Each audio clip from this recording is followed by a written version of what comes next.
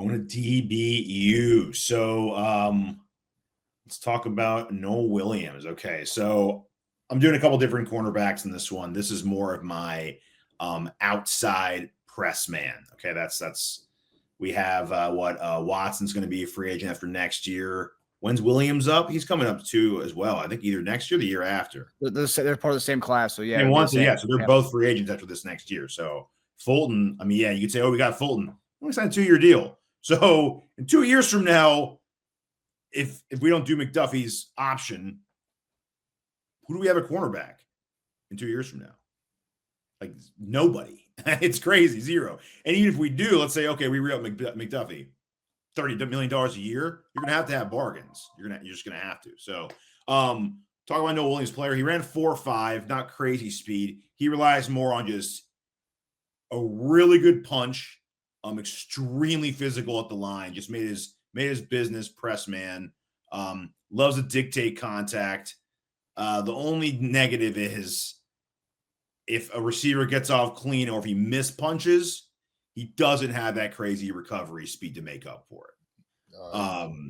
But go figure.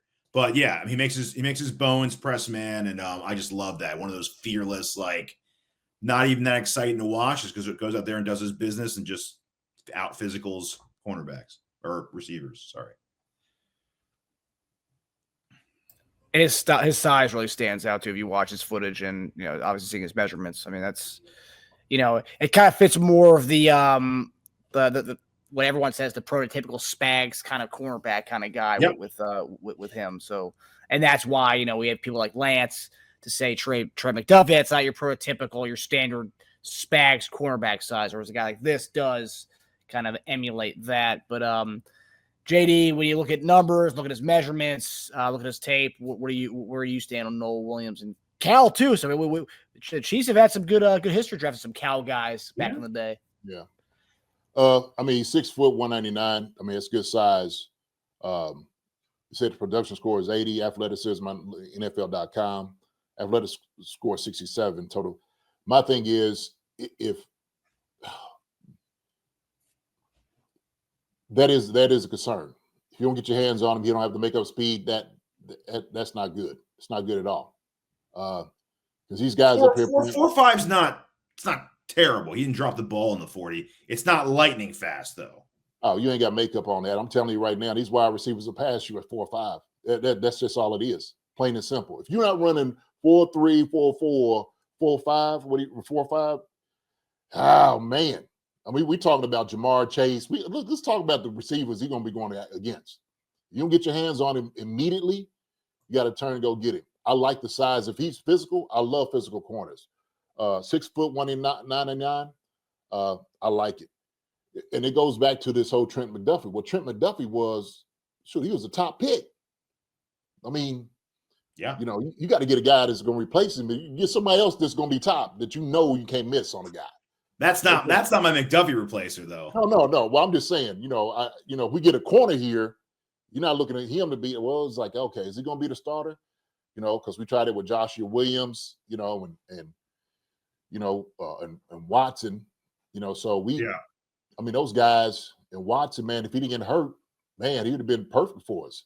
And hopefully he'll still recover coming back this year. Hopefully he gets back to his old self.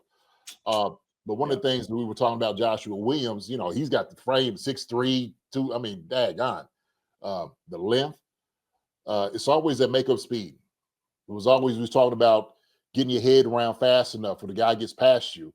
Do you have enough the speed to make up when somebody like Jamar Chase or Justin Jefferson or Tyreek Hill or some of those guys run by you? Because when you see that and you see the back of their jersey, man, strike up the band. We don't want to see that in Kansas City. Yeah. That ain't no good. But I tell you what, if like you said, if he's sound, how is he technique wise? Tej, what do they say about his technique?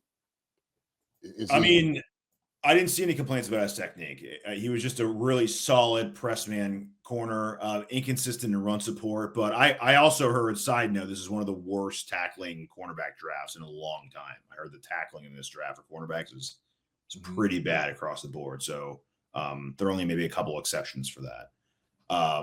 Mostly just burst to close. That's his biggest problem. The 4.5. What's interesting about that is I just looked back. So Jalen Watson ran a 4.51 at his I think the combine or his pro day, and then Joshua Williams ran a 4.53. So McDuffie ran a 4.44, which isn't even lightning fast either, by the way. So I mean, you know, McDuffie was sound in his technique, quiet. Yeah. I mean, that's what sets himself apart from everybody else. But we see some of that with Watson and Williams is when they get on top of them, it is that makeup speed. Like that's why you got to be able to get your head around. You got to be step to step with these guys. And shoot, trying to catch a dude when you're running backward and he's running forward, man, that's tough. It's tough to see that. So, where's his range, Tage? Where the experts have him? Where's he slated to go based on experts' analysis? Third, fourth round. Third, fourth. Okay. Interesting. Huh. I mean, look, I love the size, and like you said, it's not a need that everyone's talking about right now, the cornerback position. But when you say things like Watson, Joshua Williams, McDuffie, because remember that draft class it was all that same Tyreek Hill trade draft class. We spent all those assets on the Fab Five, all the young DBs, and then it's crazy that they're right. Tomorrow they're gone. They're grown ups now. They're gone after next year if we don't bring them back. So it's crazy how fast time has gone. B, now it's time to potentially look to the DB spot. Yeah. So he actually is one of the better tackling run defenders at cornerback. So just to give him a little credit in that regard. I mean, it's a bad class, but he has been good at that. It's the long speed and agility, but I mean. He's strong and he's comfortable with the line of scrimmage, but on an island, just being physical with guys. He'll have to be one of those guys, man, in our top 4 picks for a corner. We want a corner that's going to be able to be a game changer. He's going to have to be one of those top 4 picks for us. Yeah. I'd say 133, or unless we, make a trade to get like an early 5th rounder, maybe. I'd say in the top 150, you probably have to get it. Yeah, I'm talking about round 3. We got the 95th, 66. He wanted to be one of those. Top 100. Yeah, to get one of the studs in the class. Yeah. Yeah. Yes. Yeah. Yeah. You can't bet the farm on a joker that's like, well, we're gonna get a steal. Yeah, get a steal for a backup. Oh, dude is solid if somebody goes down. I get that, but you talking about somebody if it gets to that point of in the future doing a Trent McDuffie, you want to get a monster here. Yeah. Yeah. And that's the thing. It's like, because I think a lot of fans have, and I've seen some people in the chat, even the fact that, we've been pretty lucky. Brett Veach has hit on 7th round guys, Jalen Watson, Charvarius Ward is an undrafted free agent. I guess the Cowboys signed him and then we ended up picking him up. And then, Josh Williams was a 4th or 5th round guy, Nazi, 7th round, Snead, 4th, 5th round guy from La Tech. So, like, where is that? I guess every draft's different, JD, but, like, is that something that you feel like the Chiefs have? They feel like confident where they can go. They think they can go to get those kind of late round gems, or is that just a draft by draft thing? Hey, man, it's draft by draft, man. You can't keep betting. You can't keep doing that because it's gonna come back and bite you in the rear end. That's what's going to end up happening. Because you keep thinking, oh man, we keep getting good gems. Okay, all right. I tell you what, Cincinnati has paid 2 jokers on the outside, man, a whole lot of money. They did to beat any of these young jokers coming in, and they're gonna eat their lunch. And I tell you what, you get up here, man, it's a whole different thing. We talked about it. You ain't going against Sister Mary the Poor, okay? Jokers over there doing agriculture science, running a route. Yeah, these jokers out here, man, flame it to get past you, get on top of it. And so when you start looking at the receivers, man, what they running, and these big boys up here to go up and go get it, you gotta get in with it. You have to. So he's 116 on the PFF big board, so that puts him right in like the early 4th. Interesting. Mm-hmm. Yeah, I saw some clips. I mean, he when he was playing against FSU last year, He was the that was the other guy you picked, and never mind. He actually the other guy you picked actually had a pretty good game against Keon Coleman, kind of stood his ground against, and that was one of the highlights for the guy. He had I didn't know this before. He had 15 picks in college. It's a good amount. Yeah, seven this past year. Williams? Yeah. Yeah, you gotta check the graphic. I got all the information on the graphic there, too. I see it, man. I don't want to do work, man. I did enough work already. A lot of information on there. So let's keep the trend going. Let's go another press man. Okay, let's go Dorian Strong. 6 foot, 6'1", 180. I think it's about what he measured at. Also 4.5 speed, so not a burner. Does have a track background, which is interesting. Arms are not very long. Dad, pro bodybuilder, now coach, bodybuilding coach. You want to be a little bigger with his dad being a pro bodybuilder, but it's all right. Displays better recovery speed than Nohl Williams does in game, even though they test around the same. Extremely competitive, disciplined eyes, mostly press, really good technique and timing. He's been starting since 2021, so he's got tons of experience. Does get beat, but he's a better recoverer than Nohl Williams is. He actually does recover on those. Good at man, also good at off-ball cover 3 because he's got such good eyes. Bottom line on him is can absolutely become your CB2, just have some strength limitations, right? But hopefully his dad will get him up, into that bodybuilding regimen, put some weight on him.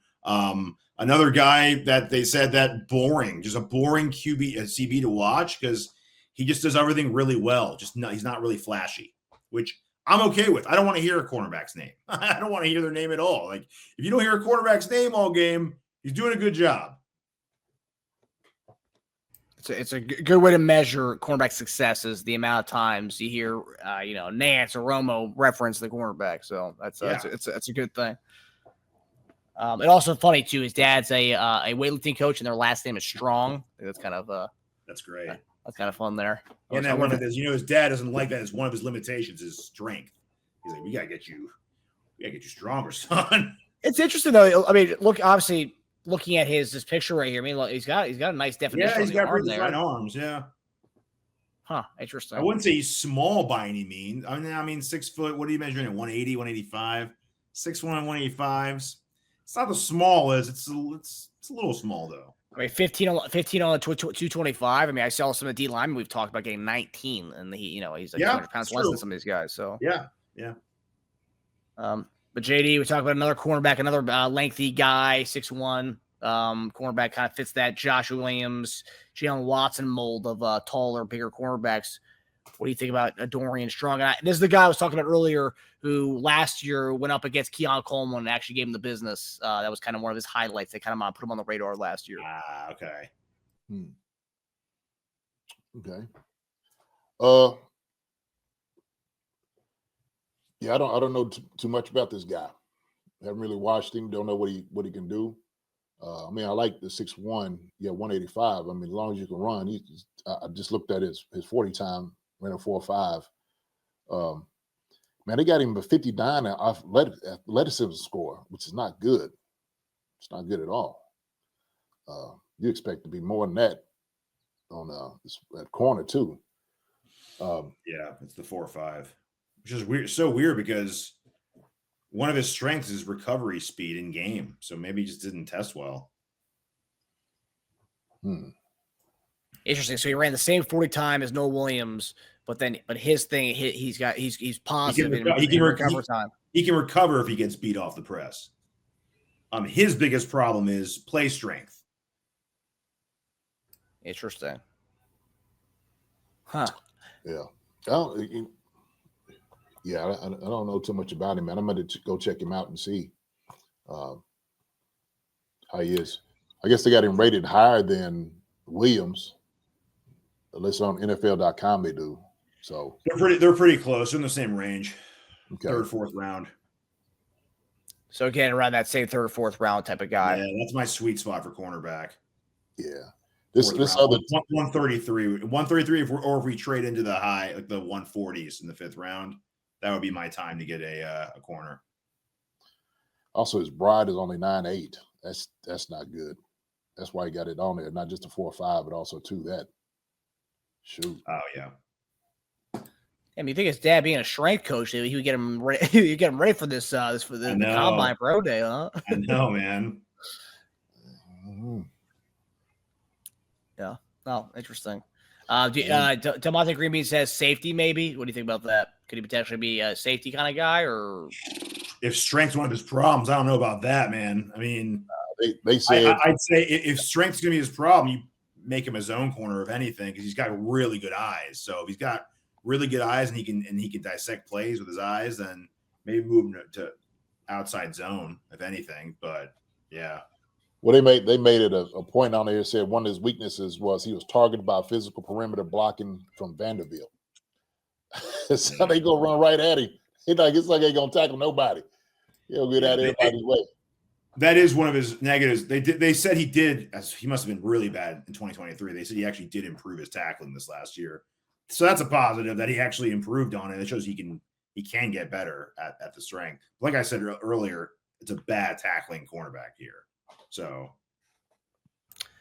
Mike Brennan, who is a big-time Virginia Tech fan, as a guy that's watched a lot of VT football, I've stayed away from all the players this draft. So not a ringing endorsement of Virginia Tech Hokies this draft class.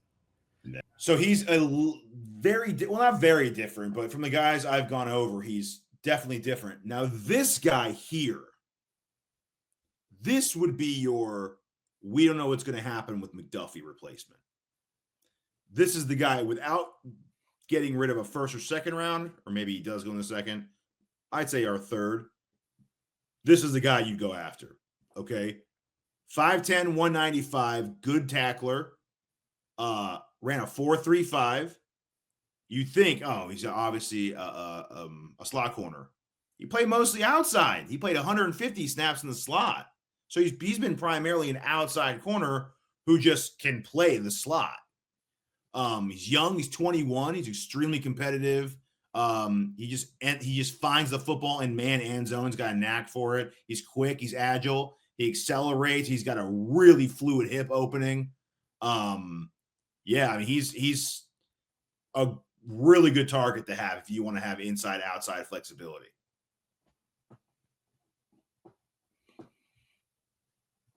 No, I mean, sure, I like it. 5'10". You said 191. You said ran a 4.3. Yep. Is he pretty balanced? What scheme did they run here? Did they run a lot of zone or man? Do you know what they had? He ran, I believe he ran press man cover. Okay.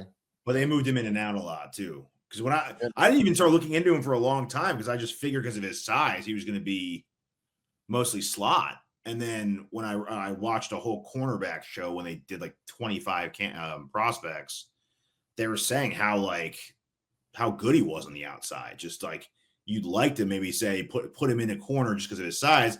And he's the kind of guy why you don't do that, because sometimes a guy's size might tell you to put him somewhere, but his athletic ability and his just talent can have you put him anywhere. Like a McDuffie, right? McDuffie might be more of a perfect size for a slot, but he's just so good you can just put him anywhere, right? Yeah.